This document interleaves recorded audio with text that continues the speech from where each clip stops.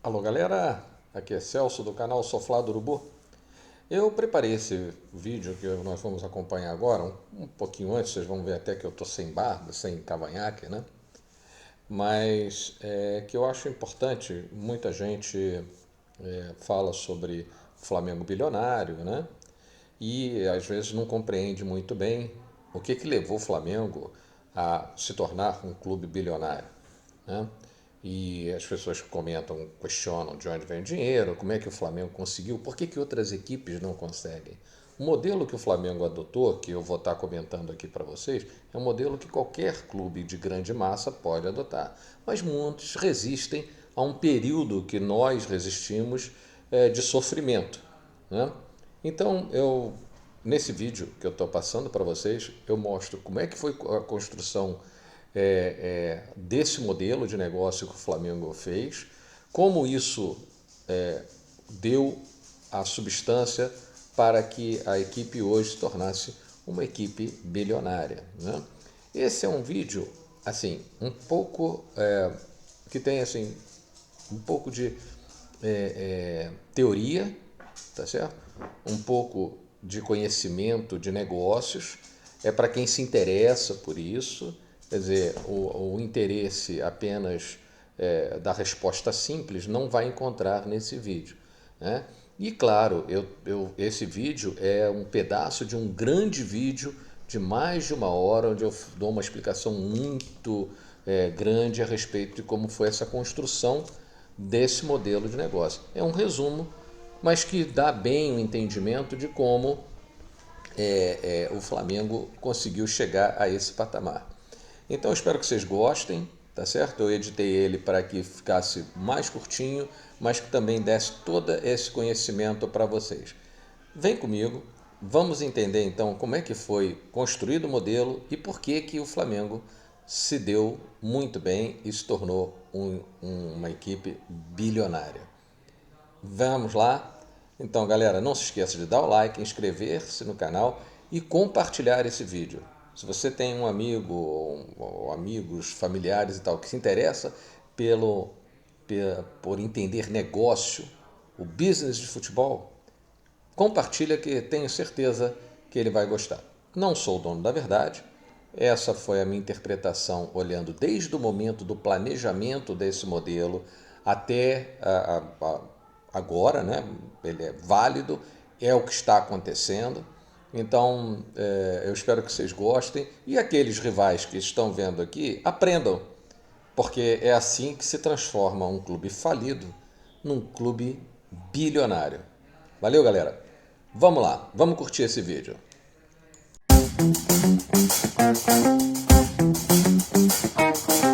Não dá para a gente falar da conclusão sem entender o contexto em que essas coisas aconteceram. Então, para explicar o contexto, a gente tem que voltar lá em 2012. Os dirigentes da época já anunciavam aos quatro ventos que o Flamengo não tinha dinheiro para nada. Tem aquela famosa frase, né?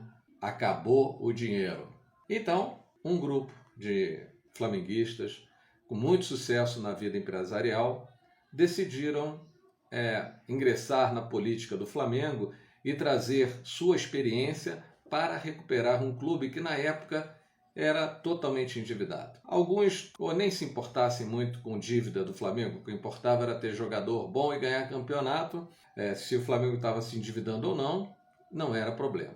Mas a realidade é que o Flamengo, todo endividado, ele quando entrava numa negociação ninguém respeitava, ele tinha que aceitar a demanda do outro, seja um patrocinador, seja um empresário de um jogador. Era uma equipe que sofria processos trabalhistas de toda a ordem, de funcionários, de jogadores. Tinha uma equipe medíocre, contratado a peso de ouro, porque como ninguém tinha credibilidade ali, na hora de contratar um jogador, mesmo que medíocre, tinha que se pagar salários muito altos. O Flamengo vivia com uma dívida de 700 a 800 milhões de reais, numa condição que, se fosse uma empresa comum, estaria falido. Mas esses empresários vieram com uma metodologia para tentar a recuperação do nosso Flamengo. Com a minha percepção, eu vou tentar passar para vocês por que e como esse grupo conseguiu levantar o Flamengo. Muita gente se engana de que todo esse plano elaborado por essa equipe foi baseada no controle do endividamento e no controle do desembolso, dos gastos. Eu acho, e tenho quase certeza, depois até mesmo de ver tudo que aconteceu, que a mola propulsora não era o controle da dívida ou o controle das despesas.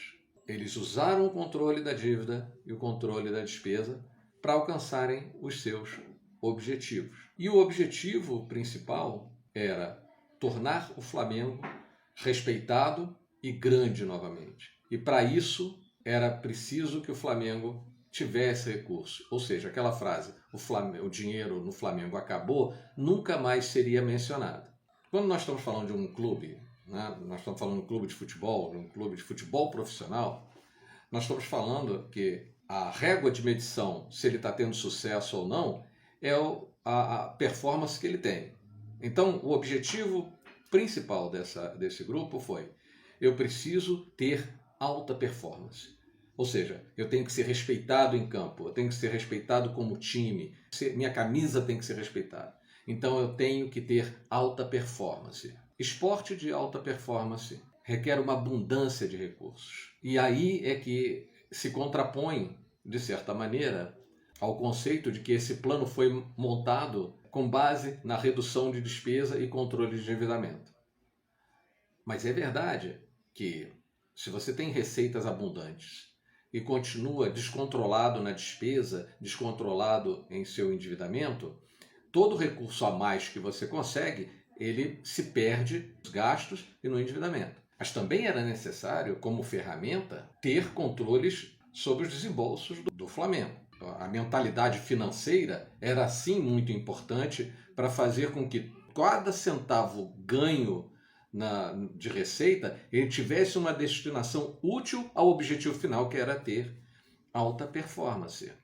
Nós temos que definir quais são as linhas de negócio que vão me gerar recurso. Tem aquela que é a parte direta de geração de recurso, mas tem tudo baseado num fundamento que tem efeito indireto sobre esse processo. Quais seriam as fontes principais de obtenção de recurso de uma equipe profissional de futebol? A sua marca tem valor, as parcerias com quem a sua equipe tem contratos e a sua imagem, que é um importante valor que você negocia com o mercado e que traz recursos para dentro do clube. Recursos esses que vão ser usados para ajudar o clube a atingir aquele objetivo final, que é alta performance. Mas nenhum desses recursos, nenhum deles, chega a nenhuma equipe profissional se o clube e seus dirigentes não tiverem um fundamento, que é a credibilidade. Embora não seja um item de geração de recurso, a credibilidade é como se fosse um pilar de um prédio. Sem esse pilar, você não consegue colocar os andares que vêm por cima. E como é que se constrói credibilidade? Cumprindo com o que você promete. O Flamengo todo endividado, que atrasava salários, que atrasava pagamentos, atrasava impostos, que tinha um monte de processo judicial nas costas, não poderia mais existir. Primeira ação, que foi uma ação muito bem executada pelo Bandeira de Melo, foi recuperar a credibilidade do Flamengo ao longo dos seus 2 mandatos. Ele precisou ter time medíocre, mas em compensação ele tinha a grande missão de recuperar credibilidade.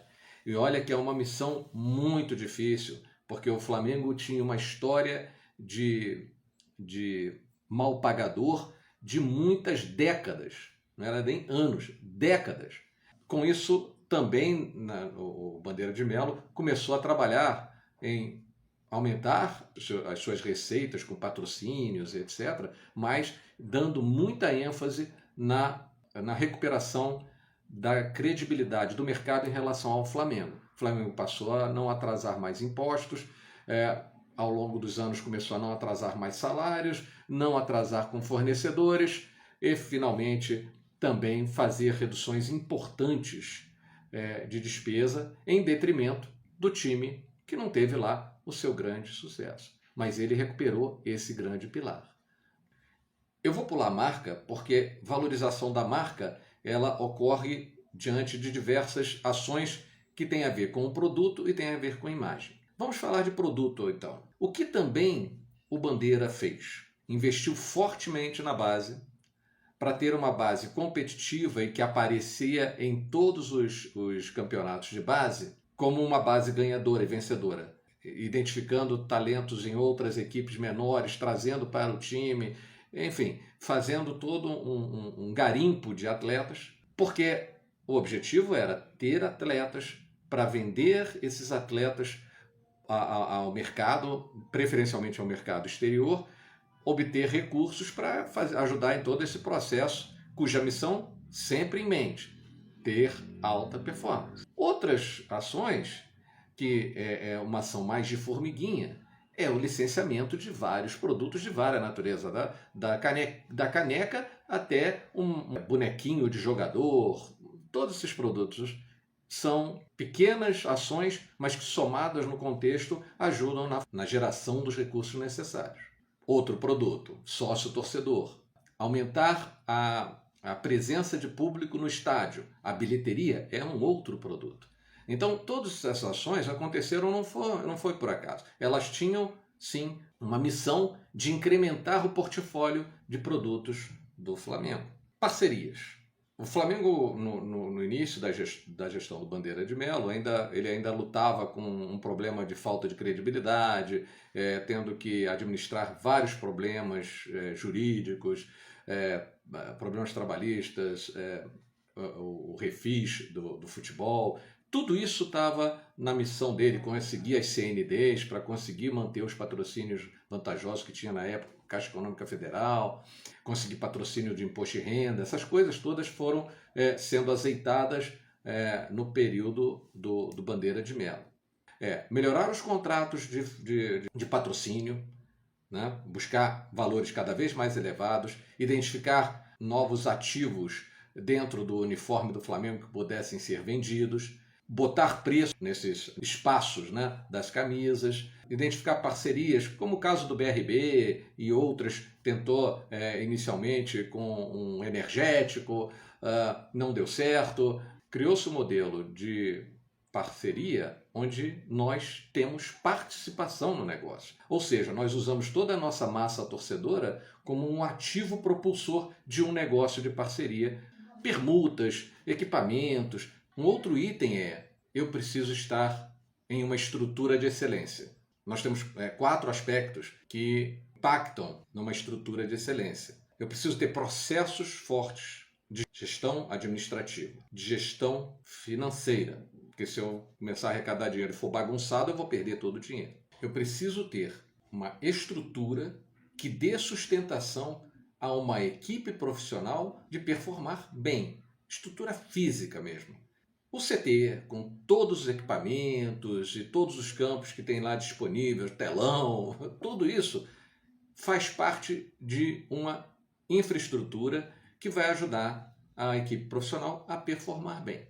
Mas não adianta eu ter processos administrativos fortes, processos financeiros bons, fortes, uma estrutura física e não ter processos de avaliação de desempenho, de identificação de problemas de desempenho. Porque, como toda e qualquer equipe, se ela não tiver um processo de avaliação e cobrança, ela não se renova, porque você vai atingindo objetivos e se autoalimentando, retroalimentando, para que você busque outros objetivos e volte a ganhar. Uma equipe de futebol, você repete campeonatos. Você tem o Campeonato Brasileiro todo ano, você tem a Libertadores todo ano, você tem a Copa do Brasil todo ano, você tem o Campeonato Carioca todo ano. Ou seja, todo ano sai do zero. É como o comerciante. Ele todo ano abre a lojinha dele, o faturamento dele começa na hora zero que ele entra ali. E ele só vai saber se deu certo na hora final, na hora que ele fechar a portinha naquele dia. É a mesma coisa o futebol.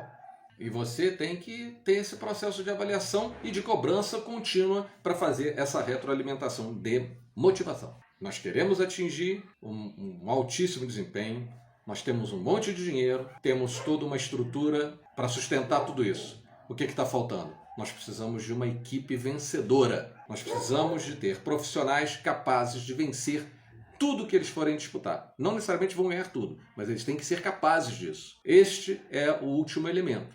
Este elemento também precisa de recurso e muito bem aplicado em um processo de avaliação dele no tempo, se ele vai dar o retorno que eu quero do alto desempenho. Então, nesse momento, é que fez-se a escolha de qual seria a melhor estratégia para ter uma equipe vencedora. Existem vários modelos usados pelo Barcelona, que durante muito tempo, da base até o profissional, todos jogam iguais, todos jogam da mesma maneira, os treinadores fazem do mesmo serviço e assim vai. Você tem o modelo PSG, modelo Real Madrid, compro os melhores jogadores e boto ali e eles vão me performar porque são os melhores jogadores do continente e vão trazer a performance. O Flamengo está mais próximo do modelo Real Madrid do que o do modelo Barcelona. Aliás, todos os times no Brasil não conseguem ter o modelo Barcelona. O Flamengo decidiu o seguinte: eu quero ter os meus, entre aspas, galácticos. Eu preciso de jogadores que me deem resultado. E aí ele faz a seguinte pergunta: quem é que vai me dar resultado hoje? Ele não quer o resultado daqui a 3 anos ou 4 anos. Quem é que me dá o resultado hoje? Jogadores que comprovadamente são campeões em suas equipes ou foram campeões em suas equipes, têm experiência, têm maturidade, jogam bem, são bons jogadores, reconhecidamente bons jogadores, que têm uma performance linear no tempo, que têm bom tempo de presença em campo, que não tem histórico de lesões, enfim, uma série de avaliações para se chegar a esses jogadores. Se privilegiou o retorno esportivo imediato. A outra opção seria privilegiar o retorno esportivo a longo prazo, e aí seria uma aposta na base.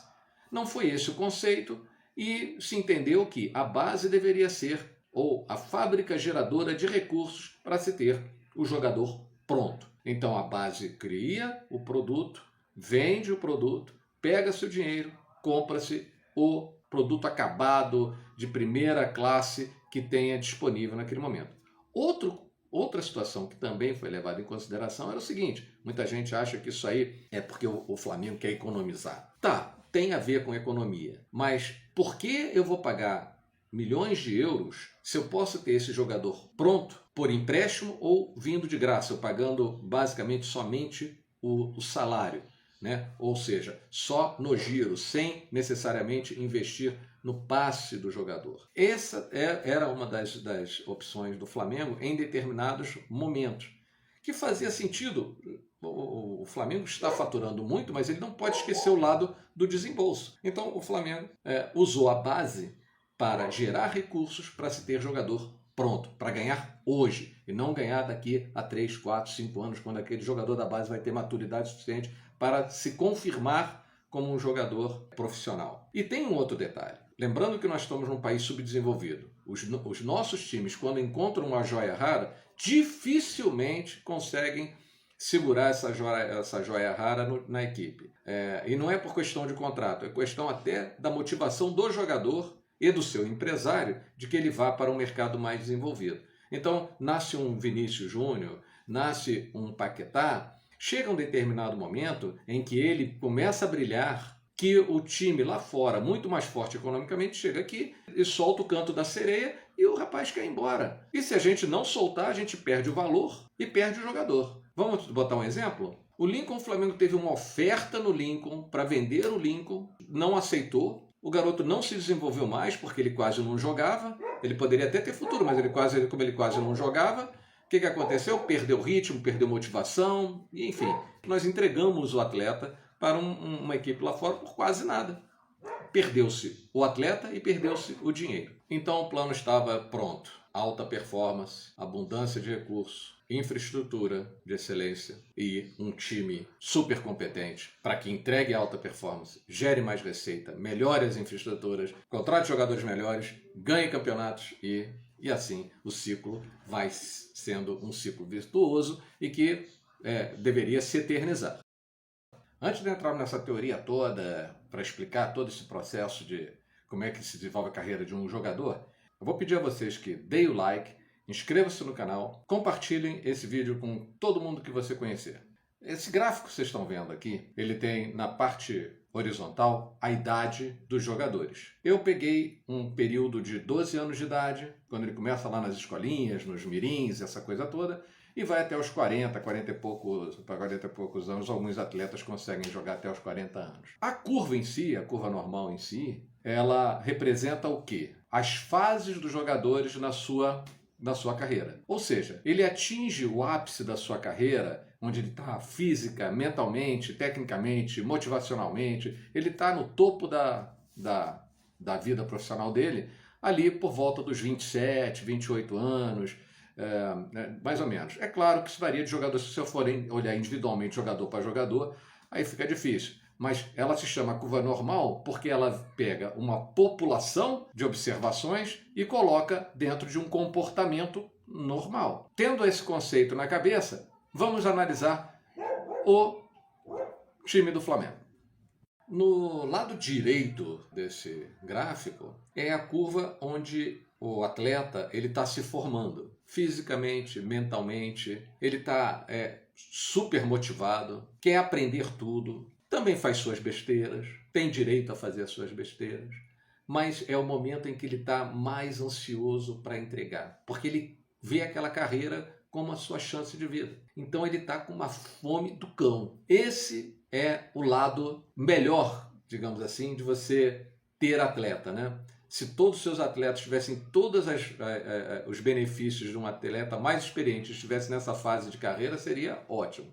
Não vou falar de exceções, porque exceção não dá. Não dá para comparar com Pelé, Zico, Neymar, Maradona. Não vamos entrar nessa história. Vamos falar de um modo geral. Aí nós vamos para o outro lado, o lado esquerdo. O lado esquerdo já é aquele jogador acima dos 27 anos, 28 anos, 30 anos, em que ele já passou boa parte da sua carreira, muitos deles já ganhou o que podia ganhar de dinheiro, e estão em fase já de declínio, já chegando próximo ao momento de parar, muito mais próximo ao momento de parar do que antes, né? Ele pode entregar muita experiência, mas as suas valências físicas já não são mais as mesmas. Então, não necessariamente ele vai entregar tudo. Então, o erro do Flamengo foi que ele pegou os jogadores para ganhar, dentro do seu conceito de pegar jogadores prontos, jogadores que têm histórico de entrega de campeonatos. Isso foi super correto. Ele teria que ter identificado que naquele ponto da curva, aquele jogador não seria mais capaz de entregar. Então, quando se pensou em renovar com esse pessoal lá em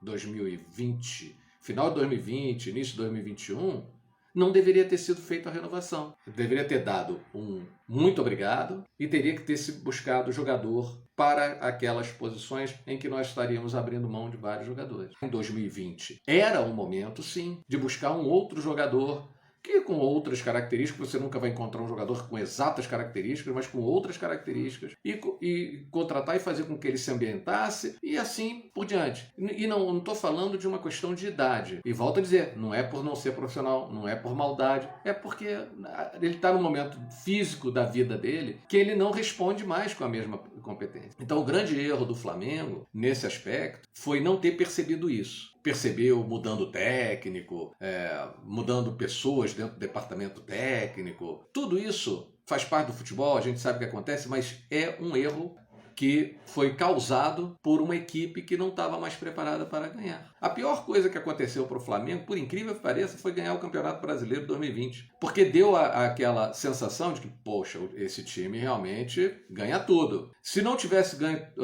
o Campeonato 2020, aquele jogo em que São Paulo ganhou da gente, a gente ganhou na câmera do celular, talvez esses jogadores não tivessem continuado e a gente tivesse feito um processo de renovação inteiro. Pessoal, esse é a minha avaliação. Eu sei que algumas pessoas podem pensar diferente, eu sei que muitos vão pensar como eu. Era isso que eu queria passar para vocês, espero estar contribuindo.